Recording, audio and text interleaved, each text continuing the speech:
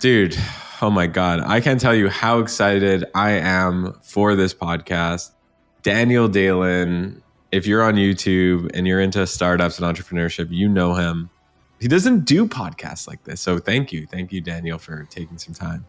No, thank you for having me, Greg. It's funny enough been the podcast that has actually been requested most. I've had so many people on Twitter DM me and be like, dude, please hop on with Greg because I know you guys would hit it off so well. I'm so sure that with YouTube, you're only scratching the surface, and to get someone who's, as raw and as straight to the point as Greg, of just, sitting down and talking about cool things, I'm super excited to be here. So thank you for having me.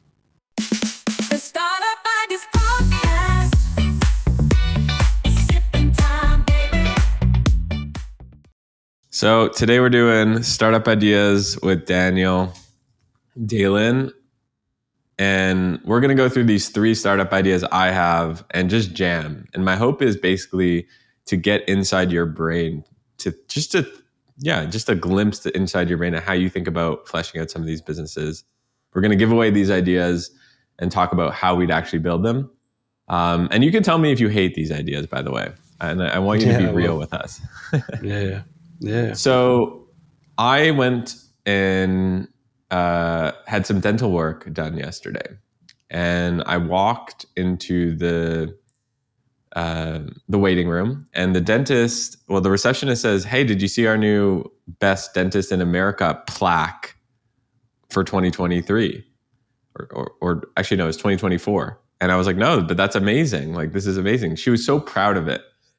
It got me thinking that there's an opportunity to build like best product of the year, or best e-commerce brand of the year business, where you actually create these plaques. And it's not too dissimilar to, have you ever seen like the Better Business Bureau image? Have you seen this on some websites? No, I haven't. So it's just like a little image that you can put on your website that says that you're like legit. Look, 8+ rating. And they're like, Better Business Bureau makes millions of dollars a year basically selling this image. So that's the insight. The insight is what plaque or what image could you create and sell that to whenever you go to a website, so it shows that it's, credible. It's a credible website. What do you think about that? Are we talking like, are we just taking the concept of a dentist, or just like any business? Any business. So like, on one of my recent pods, I talked about this app called Granola, right? So it's like, wow, this is a really cool app. The AI notepad for people in back-to-back meetings. And it's like every product, every indie hacker, every founder is trying to add credibility here. So they all have this, trusted at individuals at this. And I don't know about you, but I started to like gloss over these credibility slides. Now, if it said like top product of the year in an image over here, I might be more willing to try this because there's 1,000 AI notepad apps. And I think that Granola would be willing to pay $200 a year for some sticker over here, as well as a physical plaque that they can get, similar to like the YouTube 100 plaque that they can go and create content and be like, wow, we're so happy that, we got the, top startup of the year by, Dalen Institute. Mm-hmm. Yeah, exactly. So I think, like, especially for those kind of, like, ultimately it comes down to acknowledgement of that being a good product, right? So there's 2 sides to that. We've got the supply, as in the product, and then the demand for the product. So I think with like a concept like this, figuring out, first of all, again, like I always try, and especially when building product or thinking if something makes sense, is like, how could we make this work?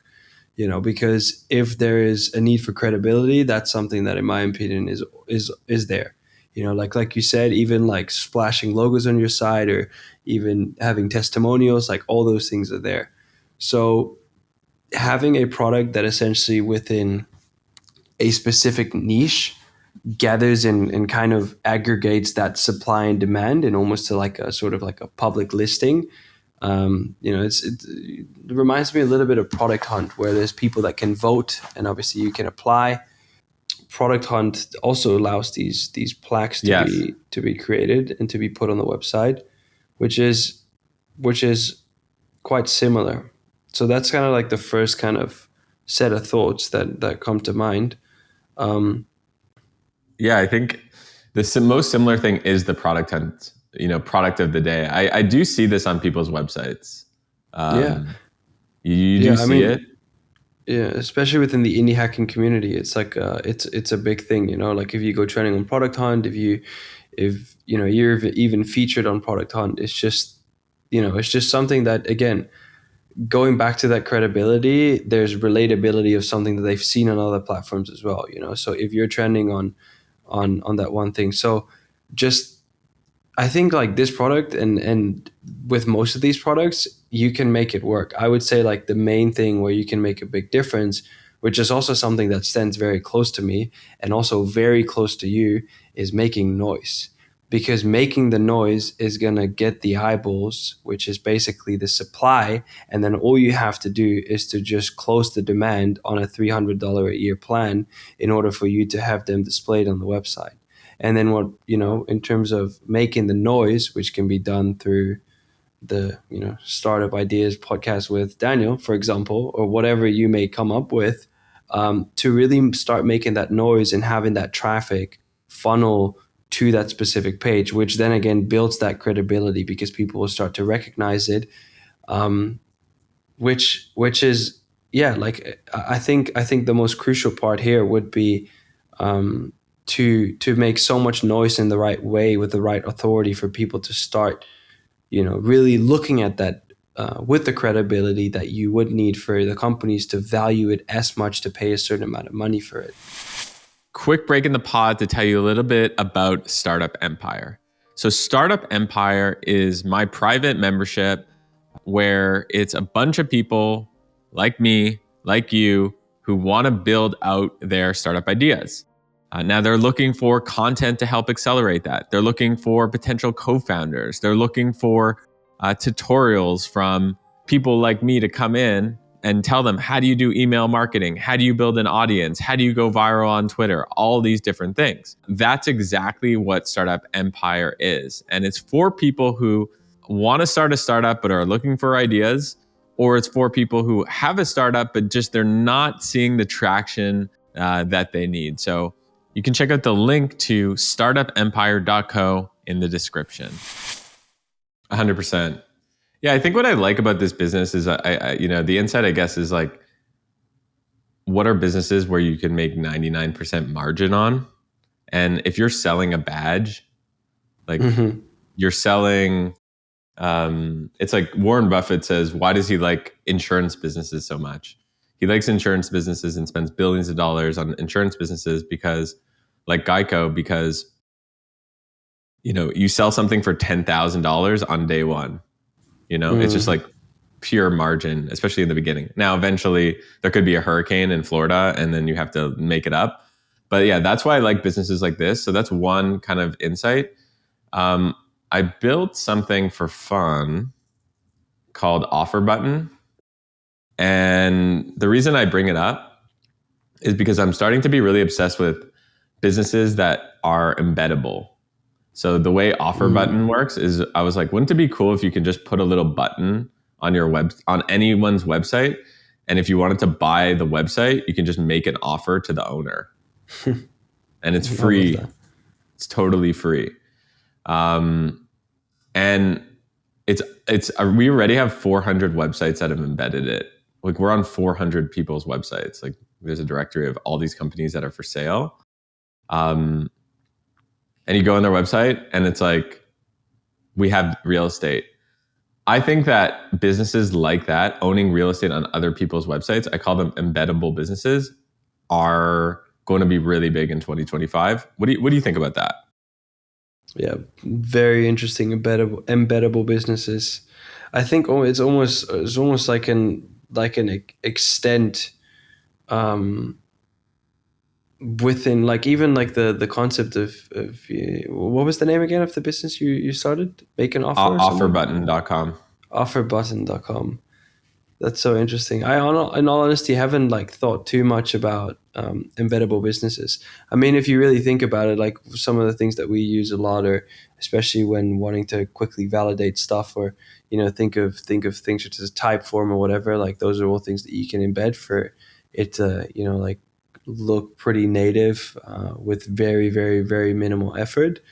Um, Embeddable business. In all honesty, I haven't thought about that much. I like mainly within the businesses that we're building right now, it's like a lot of layered solutions. So we build on top of existing very boring traditional infrastructure and try and innovate as much as we can there.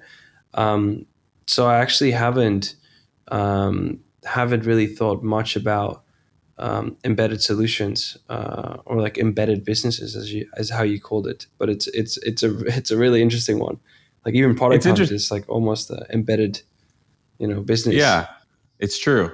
Yeah, I think the reason why I'm interested in it is, as you know, it's so hard to get, so hard to get traffic in a consistent manner.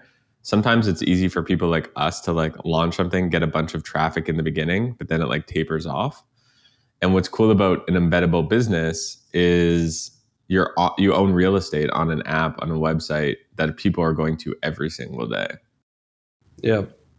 Yeah, one thing that I also really like about that is something that um, is also very recognizable. So it's automatically doing the marketing for itself. Like another good example is, let's take Zero, like an invoicing software, as an example. Like at the bottom, you'll always see that the invoice is sent with Zero. So Right. even though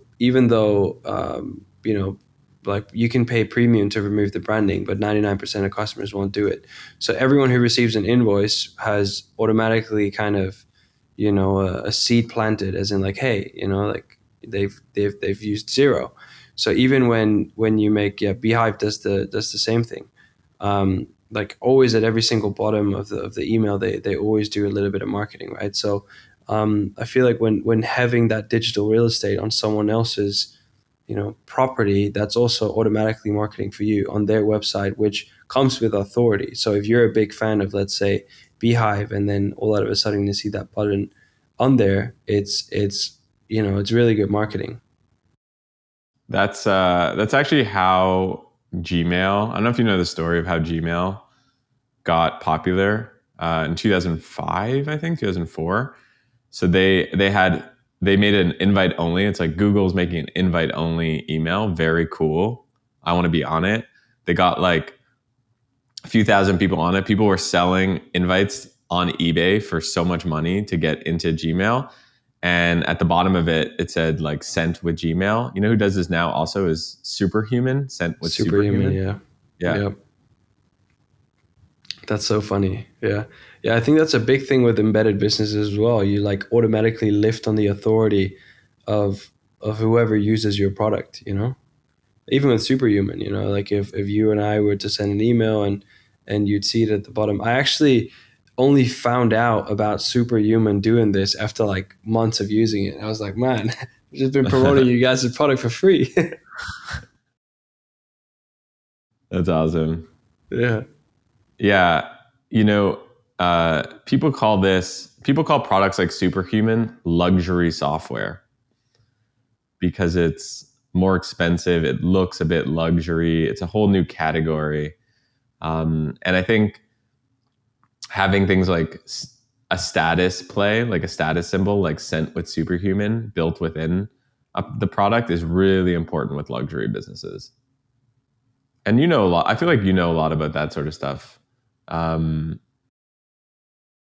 Before we move on to our next one, I feel like uh, it makes sense, right? Because like if if you spend $7,000 on a Louis Vuitton bag, like you're wearing the bag not because it's great leather. You want other people to see you. Yeah, I think it goes kind of hand in hand with the thing that we touched on earlier. It's kind of the the credibility, it's the authority. You know, it's like, what do I want to be associated with? That's I think something that I mean, I, for example, like why wouldn't I mind that people know that I'm superhuman or that I use superhuman, for example? I think it's a great tool. You know, I think it's actually something that really helps me. I think it looks nice, and I mean, like when I do my emails, it's just nice, you know, and the way it allows me to organize it, some of the AI features, and all of that. So just having those you know, having a good experience, and then also allowing that, you know, marketing to happen on its own behalf because of using the product is something um, you know, I think a lot of people would, you know, be okay with. But with those kinds of products, like take again superhumans and as an example, it's there's a lot of interaction. So just as how you said with the what was it called again, the button, Offerbutton.com. offerbutton.com, it's again, you know, like anyone who uses it you know, automatically promotes your product because they probably think, hey, that's a pretty cool product. You know, my business is for sale. And it's almost as if, you know, you have like one of those for sale boards in front of your house, but then on your business. Exactly. That was the insight. Is Yeah. like, how do you put and I do that often as I go into the real world. People ask me, how do you come up with startup ideas? Right before this, I showed you my like long list of startup Yeah. ideas. And it's often just going into the real world, seeing something, an insight about human beings, because human beings don't change. We are who we Yeah. are. And thinking, okay, how could I create software to make this, to apply this way of thinking to a particular niche? I want to say one quick thing. I want to get your opinion on this. I I just thought about this. I feel like luxury software is old and the new wave is going to be aesthetic software. Yeah. Yeah, you use superhuman not just because it's luxury, because you said, I think you even might have used the word aesthetic or design. Like Yeah. you might subconsciously want people to know that you're someone who takes design seriously. I think just and I don't know, it may just be the designer in me. I mean, I grew up my dad's an architect, so I grew up with him working in the office. Like we had a super small little home office, and he was doing nothing else but drawing. You know, so I've always been super fascinated by just design and you know, aesthetics from a very young age. So I feel like, I don't know, even simple tools like Raycast, it's just nice. You know, like it just looks smooth, it works smooth, and yeah, I mean, it's kind of like almost a thing that I adopt even throughout, you know, the way you know, like the visuals we use when announcing new features, the way we design websites, the way we design products, the way I use the products, and even if I shoot content, like if you look at my content, you know, the kind of aesthetic, you know, not only is displayed in the work that we do, but I also throughout my storytelling value, you know, like a good aesthetic a lot, because I just think that it just contributes so much to the perceived value of you know, of what it is that you're trying to get across. And that I mean that also applies to product. You know, ultimately we're doing emails. You know, it's the way you do it is different. So there's a luxury experience, there's a convenient experience, there may be a very convenient and luxury experience. And all of those come obviously at like a different price range. And I'm sure that there's going to be people listening who would happily pay $99 a month for like a super aesthetically looking, efficient email client. Or there's going to be people that say, you know, I'm never ever in my entire life going to pay $99 and I'll just use Gmail, you know? Totally. I was actually shocked. Have you heard of Zoho? I have, Zoho. yeah. Man, that was my first email provider. So I went in a deep rabbit hole of Zoho and learned about them. I didn't realize how big they were. Yeah, they're massive. They've got all these different branches of product like Soho payments, invoicing. Yeah. Yeah. So they've got 15,000 employees. It's Wow, that's massive. crazy. And Zoho is the Costco of software. It's the Kirkland of software. Like I'm wearing a Kirkland t-shirt under my Lacoste sweater. You know what I'm saying? Yeah, It yeah, works. I love it. yeah, But yeah, like, exactly. you know, um, I think there's an opportunity. You know, when you're creating a startup, you have to ask yourself: am I Zoho? Am I trying to be the Costco, or am I superhuman? Am I trying to be the Louis Vuitton, or am I Daniel Dalen? Am I trying to go after aesthetics? I think those are the three. That's the spectrum, and maybe we can Mm. draw this out somehow. Yeah. Where, yeah, what do you think about that? I think the aesthetics just help, because in all honesty, like I've taken 1 year of computer science just because I wanted to figure out how to build stuff myself. Um, I did that when I think I was like 16 or 17. It was my last year before I dropped out. But that made me realize that I would always have so much higher perceived value of everyone around me building like really nice looking products with a terrible backend, but just because it looks so nice and just because it made so much sense. Because I think, like when talking about aesthetics and especially when product, like the way I think of aesthetics within products is it just has to make sense, and especially within a world where you're being bombarded with like so much information, for stuff to just look clean and clear and just blend in and be very, very, very, um, you know, just clear on what this is. I feel like that's something that is really important. So when building products, or at least from my experience, when actually building products, that's something that I always obviously try and leverage.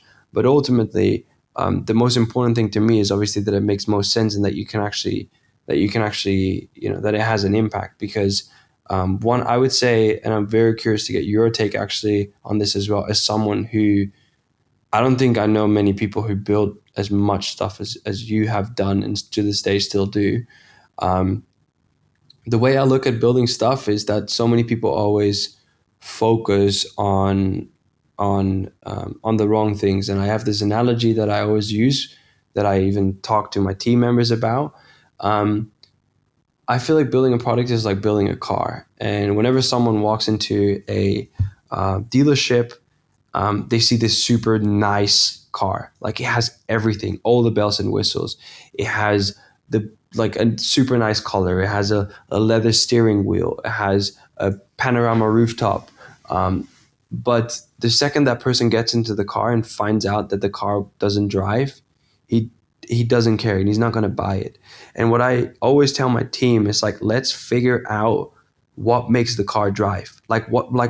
Just may it be a bike, like maybe a skateboard before we turn it into a car. But let's figure out the core value proposition of getting from A to B.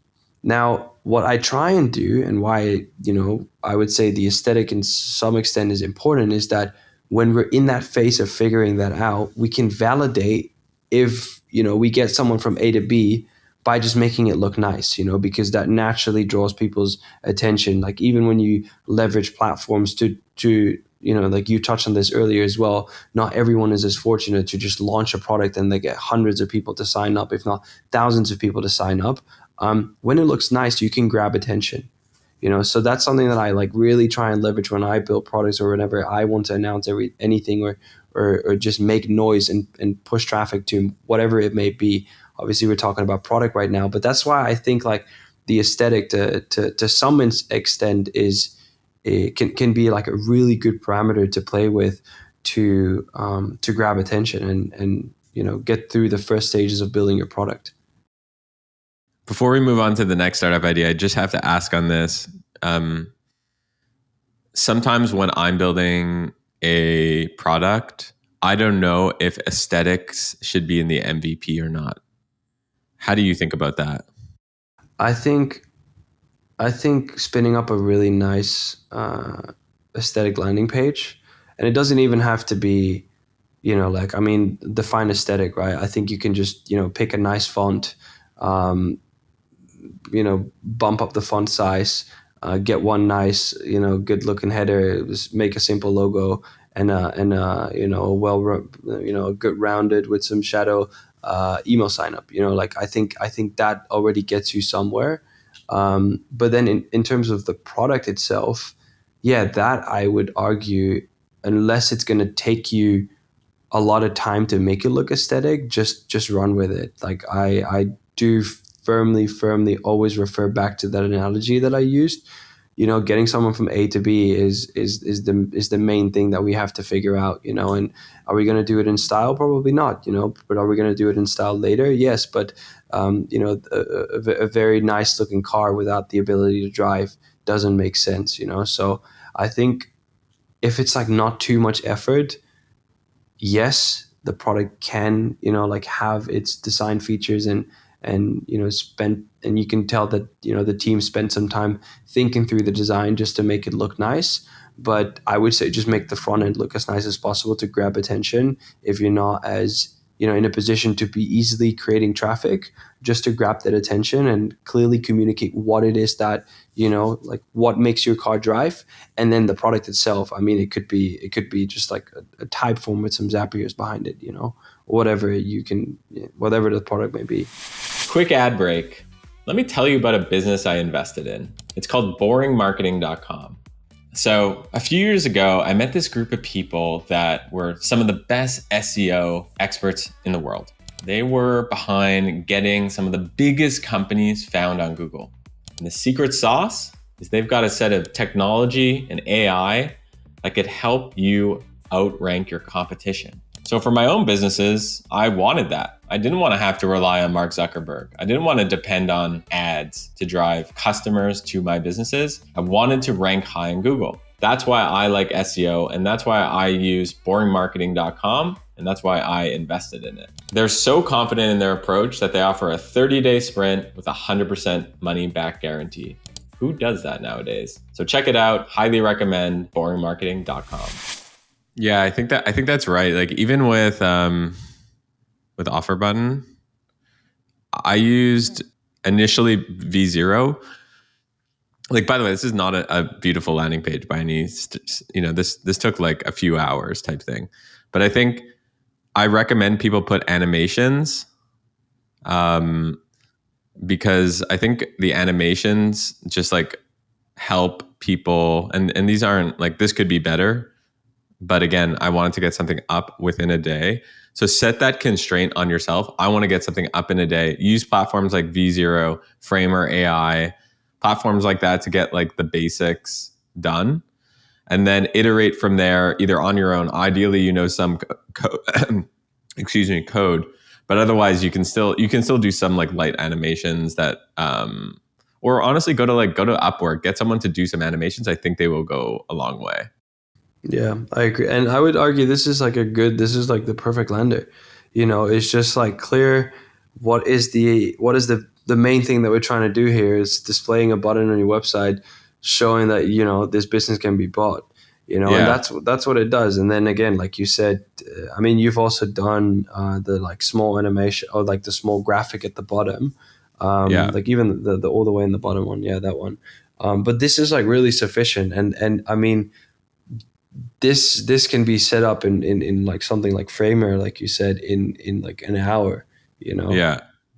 Totally. It's funny though, because as like a product person, I look at this and I'm like, this is the worst website I've ever seen. Yeah, but it does the job, you know. Like I know, like even if you go to whatever, like the late checkout website, which is such a cool website, you know, you can tell you guys, you know, have thought this through. It's like it's so cool, you know. But on the other hand, it's you know, like even the other one, it does the job, you know, and it's you know, it's gonna get to a point where there's enough validation for you to justify spending so much time, effort, and energy into potentially making Offer Button, you know, that cool of a website. You know, it's like Yeah. I'm sure the late checkout website didn't look like that when you started it. No, not at all, dude. Like, Yeah. I love going to, do you ever go to archive.org, No. the Wayback Machine? So you can go and check what a website looked like in the past. No way. That's so cool. Yeah. So like when we launched it in 2020, Let's see if this comes up. Now, it doesn't pull in all the animations, but it'll give you an idea of a snapshot of what a website will look like. And dude, let's put it this way: as it's loading, it was a landing page. It was a landing page, but you got to get something out there, right? Exactly. Yeah. Oh, you know what? It was with latecheckout.com. That's what it was. Checkout.com. Well, even goes back one more year. Yeah. I haven't checked this since since then. So this is fun. Yeah. It's like reminiscing about, you know, an old girl you used to date or something like that. Yeah. Yeah. Exactly. Yeah. It's funny that when you think of like this specific time frame, 2020, that this probably would have been something, you know, like worth showing, worth talking about. But that the standard now of like such a simple website is, one, so easy to create, and two, it's also, you know, it's also pretty, you know, you can so easily make something look so nice. Yeah, I mean, I agree. I think there's a landing page should be aesthetic for Yeah. your MVP. You know, everything else you can layer on aesthetics. Okay, this is not pulling up, but maybe it'll be loading. It'll load, and let's go to our next startup idea, and then we'll see if it's loaded by the end. So I actually want to start with this. I'm not even going to call it a startup idea. It's like a germ of an insight that I want to get your opinion on. So I've noticed recently where, you know, a local coffee shop I go to, if you share a picture of your coffee on social, they'll give you a free cup of coffee. So I've noticed that there's starting to be like incentivization for sharing on social, and if you do that, you'll get, you know, future credits, status, or even free product. It got me thinking that, you know, let's go to Singleman Stable, let's say, and if we go to their shop, if Daniel Dalen comes to this website, wouldn't it be cool if he could press a button that says log in with influencer? You press that button, embeddable business, and then he was able to see different products and different price points, maybe lower price points. And you had to like you had to connect your YouTube, let's say, and you have hundreds of thousands of subs. Wouldn't it be cool if you can do that? It's good for Siegelman Stable because you might buy more of their product or more exclusive stuff too, and it's good for you because, you know, you get cool product.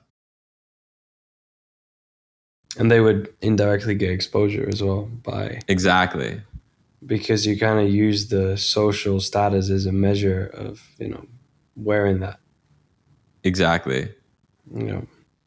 Yeah, I think it's I mean, I'm like, whenever someone tells me an idea, I always directly start to think about, okay, like how would this work?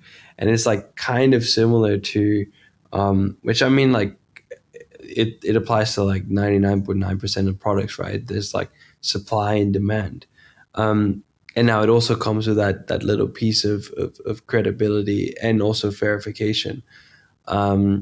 So when I think that should be actually something that would be within um, because I feel like especially when like, you know, working with ecom brands like myself within our business, is you want to avoid also giving too much options, because you know, like your conversion rate could drop, like especially for ecom brands. They run loads of traffic, all this traffic is paid, and then giving someone the option to log in as in you know, with their social profile to kind of measure what benefits they may be eligible to, is something that could you know, significantly impact or like could impact conversion, because maybe someone logs in and they're like, oh man, like I'm not even, I cannot even get any benefits.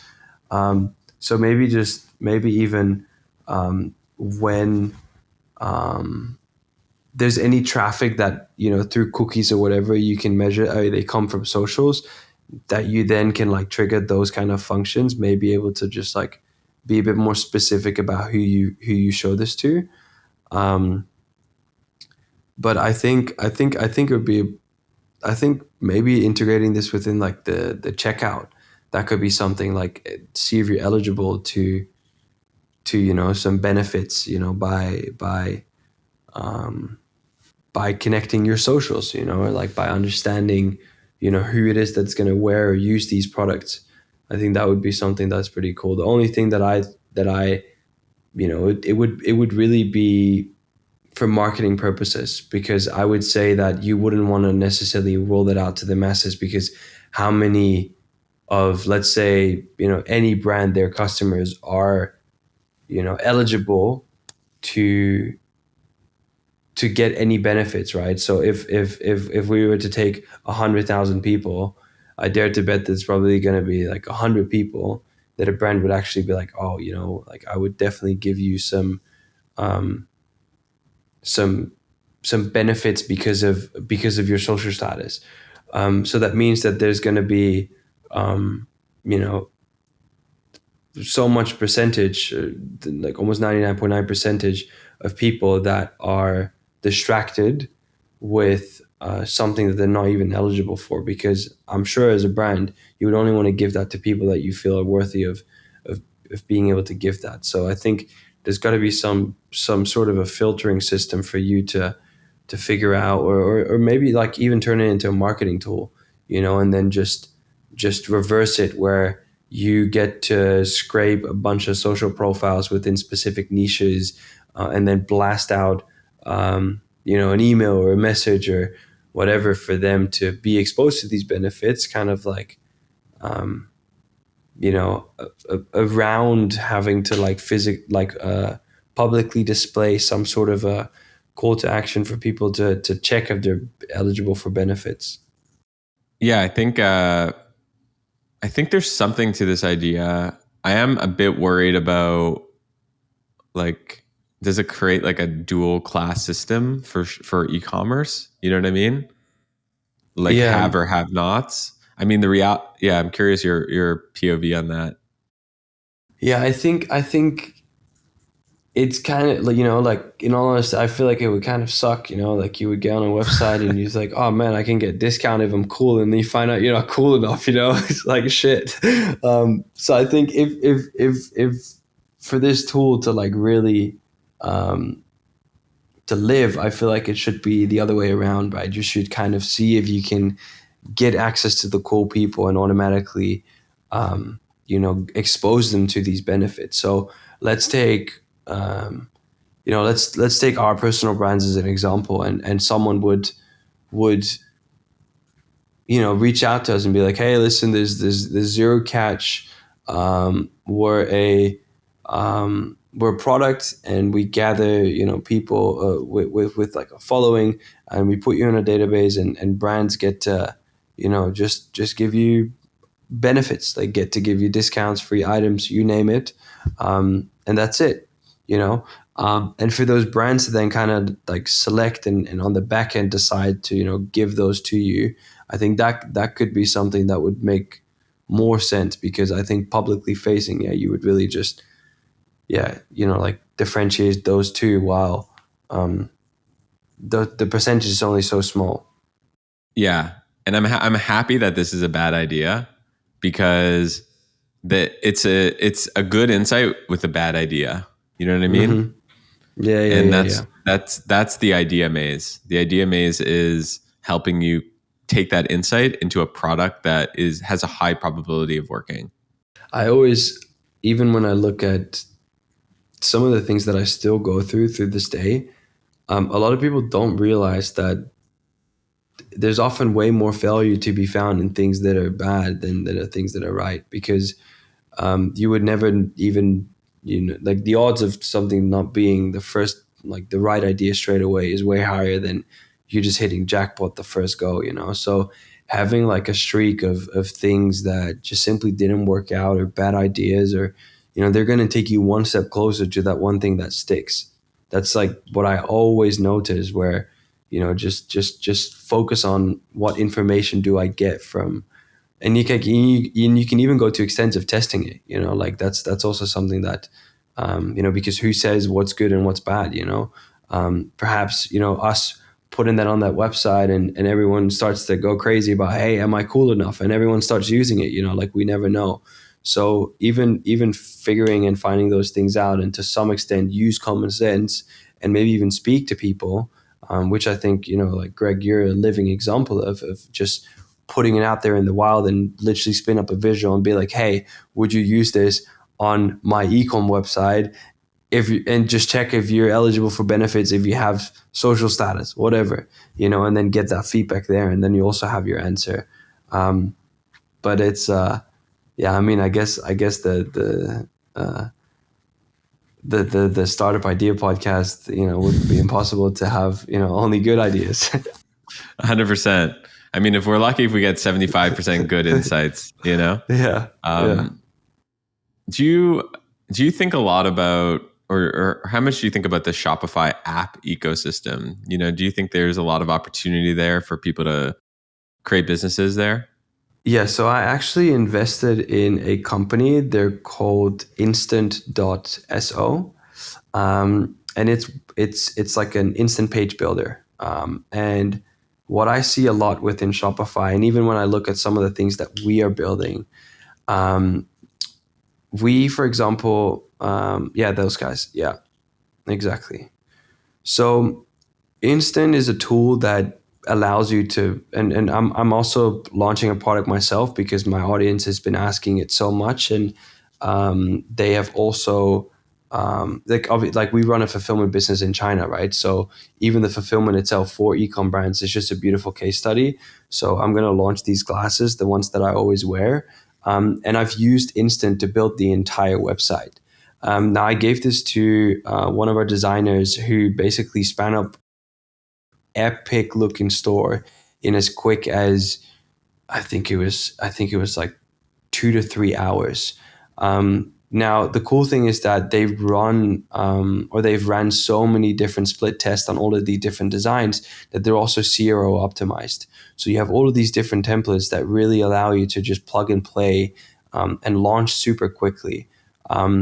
So it's one of these tools that is built on top of the Shopify ecosystem, using and having built tools that automatically, using AI, generate liquid themes, or liquid components, which is the native code language for Shopify themes, and the page builder itself. And this is like fully living on top of Shopify.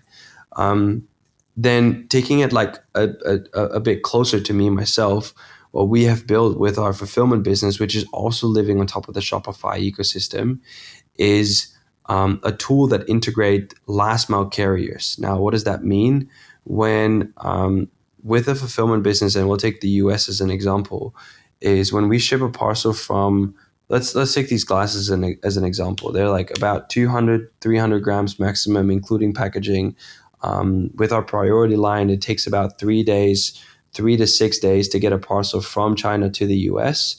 And one of the things that we got a lot from customers, and also looking at the evolvement of shipping from China, was like, hey, and again, like every single store we work with uses Shopify, so all our clients use Shopify, and we got the feedback. It's like, like, how can we hide the China origin? Because obviously, even though the products are made in China, people always are like, oh man, I've received my parcel from China, but there's no different to importing it to a local warehouse and then getting it to the customer. Now, what we did on top of the Shopify ecosystem was build a very simple Shopify app that allowed us to simply only upload and fulfill last mile carrier links. So, for example, in the US, customers would only receive the USPS tracking link, and we integrated that within Shopify, its fulfillment status, where only that link would be provided to the customer, completely hiding the China origin, which is just like really enhancing the the experience for the customer. And in line with your question, it is so like D2C is such an incredible, interesting space with so much money just flowing in every single direction for people that want to build products to save time, increase convenience, increase conversion, to like be somewhere in between those gaps. And even if you take like 10 cents, there is so much opportunity there. So to answer your question, yeah, I am a massive fan of building on top of the Shopify infrastructure, just because I know how big it is and how much it's growing. If someone listens to that, agrees with you, and wants to build in the Shopify ecosystem, how do they figure out what's the pain points that they need to go and solve? I think when building any product, it's really about understanding the pain point, right? It's really diving in. It's really getting your hands dirty on like, hey, why? Like if you look at anyone who starts an agency, like it often comes out of a place of really understanding. It's like, oh, hey, I've done this for myself. I can probably do this for other people. But it's within the part of doing it yourself by figuring it out. And I think within the kind of story that I just explained, where there's so much happening within this entire D2C kind of land, from dealing with China, like again, that's all product. Like think of Alibaba. Like I've had so many ideas, and I probably know, and that's also something that I love about content, because I always say content compounds. But I'm very, very sure that there's going to be a point in my career where I would take it up on like an Alibaba and create the luxury version of it, just to streamline that part in itself. And that in itself is already like such a massive thing. And to answer your question, that comes out of a place of understanding the pain of dealing with Chinese manufacturers, because of the language barriers, because of the distance, because of the cultural differences. So understanding those pain points, and having gone through me, from the age of 15, 16, starting to learn Chinese Mandarin, just so that I could solve those problems, because I saw how big they were, all comes out of a place of understanding. So anyone who wants to build within the Shopify ecosystem, pick like one specific section within that entire niche. May it be supply chain, may it be dealing with China, may it be CRO, as in conversion rate optimization, may it be email, may it be after sales, may it be product, like building a store like the guys from Instant did. There's so many pain points, and there's so many money flowing, because and that's like what I realized, because I've always been big in products. Like I've always built products, always been fascinated about products. I've worked with, on the Asia side, with some like really big companies, and helped them just like strategize and think through product, and build some stuff with them as well. But the cool thing about D2C is that, like think of any SaaS. If we were to take whatever, let's take Xero as an example. Like you're sending invoices, like it gets very hard to convince a customer nowadays to pay $250 a month or something for like a simple invoicing tool. Even though it's like super advanced, you use AI, all of those things, like the barrier to enter is getting really, really, really high, and you have to like get low prices and deliver so much value and do so much work and put in so much effort to acquire customers. And now even, I've seen you talk about that as well, with like subscription fatigue, where people are like, oh man, I'm done. But then when you think about D2C, there's always money flowing every month. Like as long as the business exists, there's money flowing. So to justify a $499 a month subscription within that like flow of money is so easy to figure out, as long as you solve a problem big enough to keep justifying that amount within that already flow of cash. And I feel like within like a lot of other, like when you think of invoicing, and especially how much competitive how competitive that specific niche is, it's so hard to find those gaps to like justify like high margin products, like high revenue generating products. One of the things I think you said, which is really smart, is once you figure out the pain point, niche down. And I think that you can even niche down further. So I think, you mentioned CRO, you mentioned like logistics. Think about like what's CRO look like for, local websites, construction workers, like go deeper, because there's like $1 to $10 million ideas just in that alone. And there's more of a moat for people, right? Because like I saw today even, I don't know if this is true or not, but like people were saying DocuSign has like 14,000 employees, and it's Really? been like going viral on Twitter. And I don't know if I'm like getting trolled and it's like a joke, but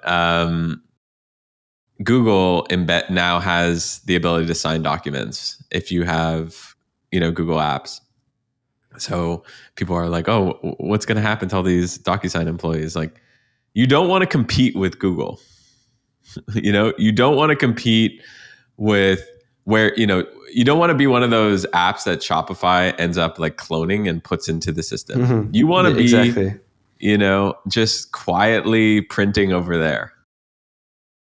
Yeah, yeah. The one thing that I do think is interesting though is that I do see opportunity if you play your cards right and you build something that's in like a relatively short time frame, making enough noise and acquiring like enough market share for someone like Shopify to buy you. Yeah. That's a card you can play, but obviously that's a bit of a big bet. But it's like it's not impossible. Like they're buying like crazy. Dude, I played that game in my 20s. That's the game I would play, which was go figure out what a company wants to buy, build it, get a lot of noise, raise a bunch of venture, and sell it to them. And I did it, so I can't be like, don't do this. It's like, you can't be Yeah, like one of those people that is like, don't drink alcohol as you're sipping a Chardonnay.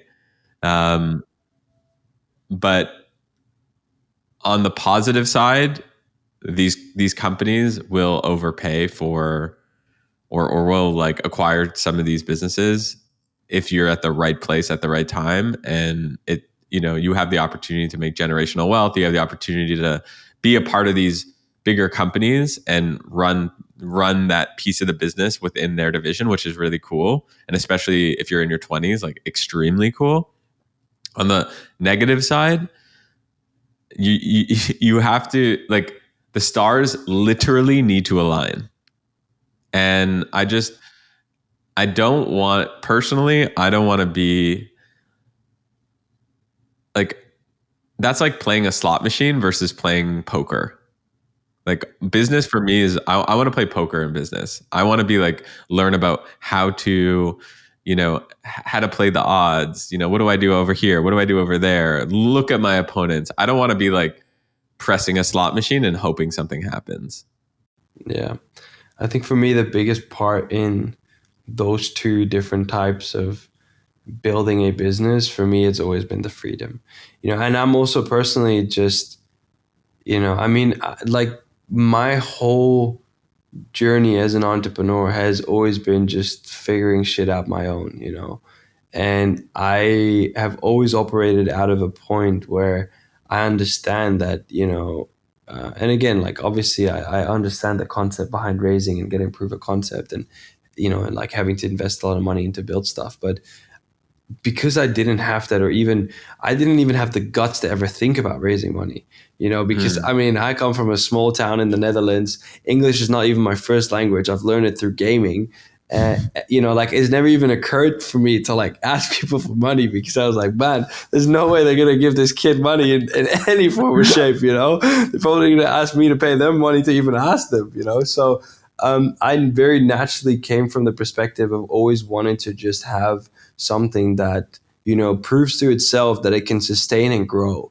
So having like a cash flow positive business that can grow from itself and reinvest the capital, bootstrapping it has always been something that to me makes so much sense. And the reason why I love this so much is because, the difference between the two that you sketched as well is that, like, one, the stars have to align. Two, there's going to be people breathing down your neck, making sure that, like, you do everything right, and that, the stars are aligned, so all out of a sudden you're trying to control the stars as much as you can, which, you and I both know you cannot do. So it comes with a lot of stress, a lot of pressure as well.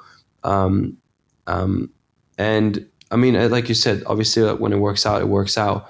But then on the other hand, you can have like a much leaner business, make a lot more money, where ultimately, like, when I really think about it, like, that's what it's about. Like, you got to do something that makes you happy. You got to do something that makes you enough money. And from that point, obviously, you just keep, you can repeat, and you can go bigger, and you can grow. That's kind of like how I really look at building anything. Do you feel like you're free? Yeah, I am. Yeah, I could, if I would really want to, step away anytime, and live the life I, have dreamed of. I think, like, one of the things that I'm most proud of is right now knowing that I have built such a strong arsenal of skills that no matter what happens, I will be able to build a successful lean business myself that's gonna, allow me to make enough money to sustain a very simple life that makes me happy, and that I do with the people around me that I'm very proud of. Like, when I look at my other half, when I look at my business partner, when I look at the team members that I work with, it's people that I know are very, very close to the values and morals that I live by.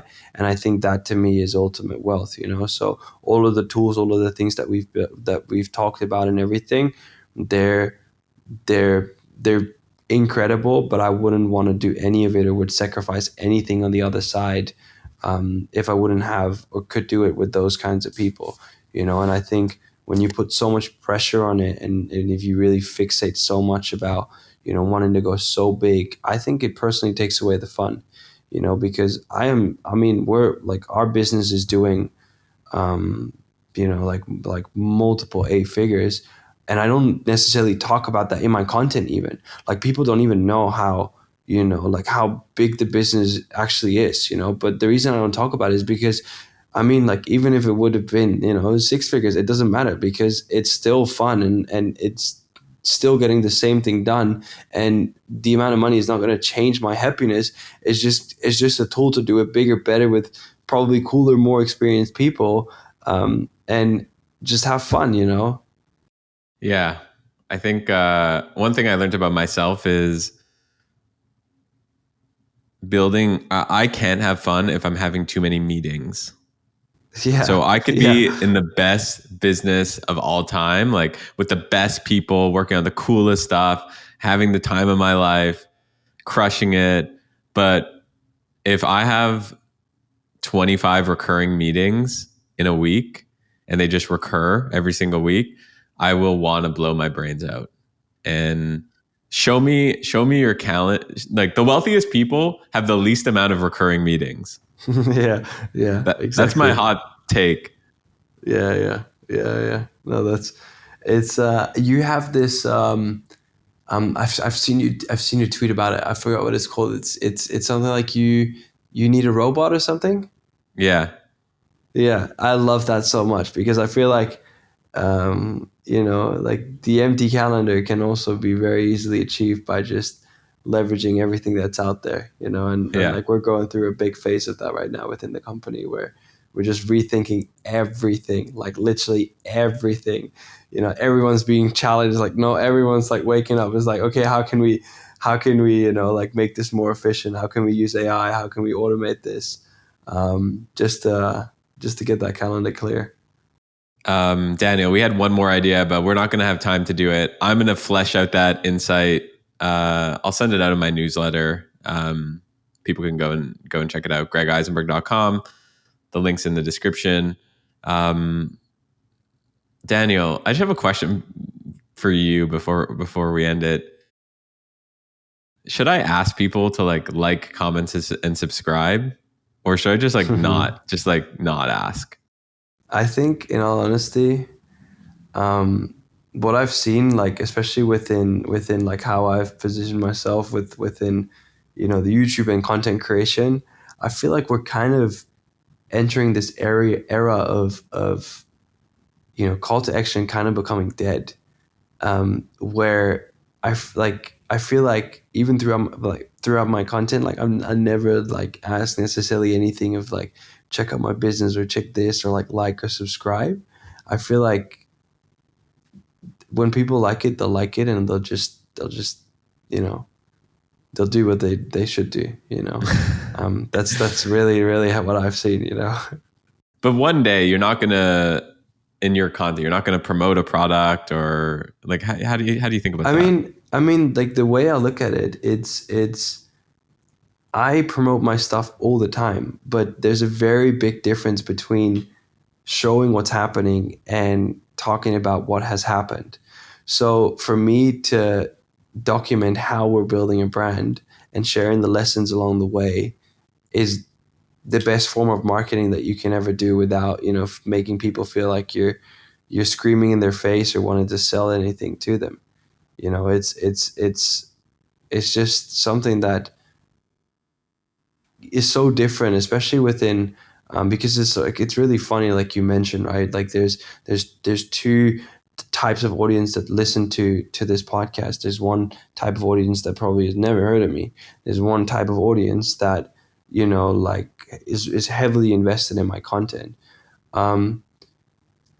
Now, like anyone who watches my stuff, and if I were to like actively promote or like talk about things, I feel like in some extent it with me building the business that I'm building, it just takes away a little bit of authenticity, because my goal is not necessarily to promote these businesses to them, it's to take them through the learnings of me building these businesses, where I just get to experience the upside and benefit of me just actually building something that they're interested in.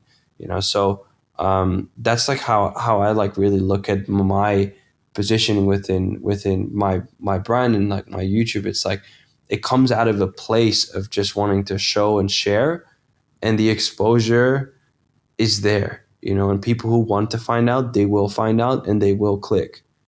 I am not going to ask people to like, comment, and subscribe going further. So they know what to do anyway.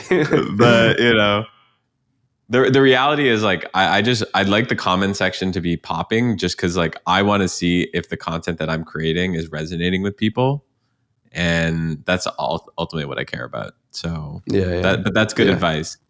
That's good advice. Yeah. I think one thing that I always do is like that is something that I do ask for. It's like, let me know. Send me a message. Shoot through a tweet, shoot through a DM.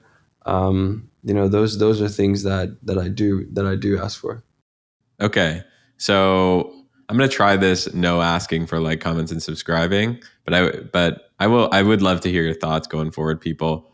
Daniel, I know you don't want to promote, that's not your vibe, so I'm gonna promote for you. I think everyone should go and watch Daniel's channel and on YouTube. Follow him on Instagram. We'll include those links.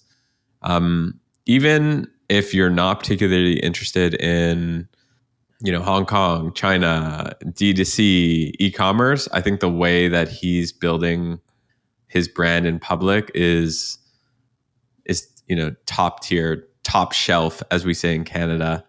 And you can learn a lot from it. So, dude, I can't thank you enough for the time. I just want to build a business with you, man. I don't know what it Man, is, we but I want should. to. Yeah, I We don't know what should, it is, man. but something. Yeah. Well, let's make it happen, man. That's as I said, man, content compounds. Like if we put this out there and like a year from now we done it, that's gonna be some cool stuff, man. Totally. All right. Well, I'll catch you later. Thank you so much for having me, Greg. I've had I've had a really good time. It's I've been following your stuff for a while as well, and it's been super cool to just jam and talk product with you. Like such a pleasure. Thank you so much for having me. The pleasure is all mine.